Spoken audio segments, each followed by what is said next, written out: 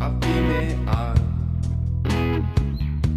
למחשכים מומים של פזקה.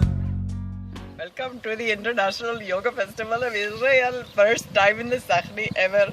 You should try the curry. נטול תגובה. זה מאוד. עוד 10. חזק. להוציא את הזבל.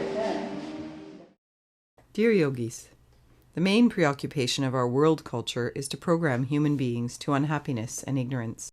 The first step we take while awakening is to admit our own unhappiness. The next step is to drop all beliefs which are keeping us unhappy. It becomes an obvious truth at some point that we are continually making ourselves unhappy by attachment to people, thoughts, and things to bring us fulfillment. It has been said that the spiritual search is the seeking for what to give up. To give up our programming, we must first see it as a false belief, a fantasy. When our conditioning has been dropped, what remains is clarity of understanding and accuracy of response. What is left when we drop the untrue and the unnecessary is the freshness of this one moment. When we drop our opinions, our concepts, our naming and labeling, we see the world as it is with the wonder and the eyes of a child.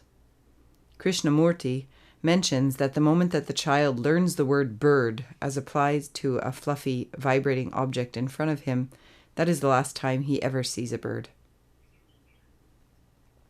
Our world culture revolves around keeping us continually addicted and unbalanced, or even sick. Addictions can range from the gross and obvious, things like heroin, alcohol, coffee, sports cars, to the less blatant, even often more dangerous, like the addiction to believing our own thinking. Even the seemingly noble spiritual thinking that we must strive to be better or more enlightened makes us suffer by tying us to the hope of some imagined future. This is why Pema Chodron tells us to abandon hope. It is in this way that we remain unhappy and in suffering.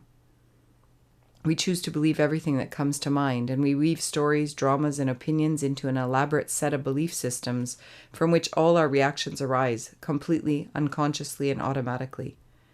Lao Tzu says, when the eye is unobstructed, the result is sight. When the ear is unobstructed, the result is hearing. When the tongue is unobstructed, the result is taste. When the mind is unobstructed, the result is truth.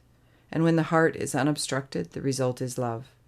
This gives us a clue as to where the problem lies. It is in the obstruction, the unconscious obstruction. So what is it which obstructs? It is exactly thinking and the belief in the particular thought that causes unhappiness. There is no actual thing, event, or person in reality which in and of itself can cause suffering. Physical pain, yes. Discomfort, yes. Suffering, no. For example, if you become aware of your own thinking and how you have been programmed to make yourself unhappy, you will come to an amazing and truly enlightened moment. You will realize this: when you are not actively involved in making yourself unhappy, you are happy. When unhappiness is dropped, only happiness arises.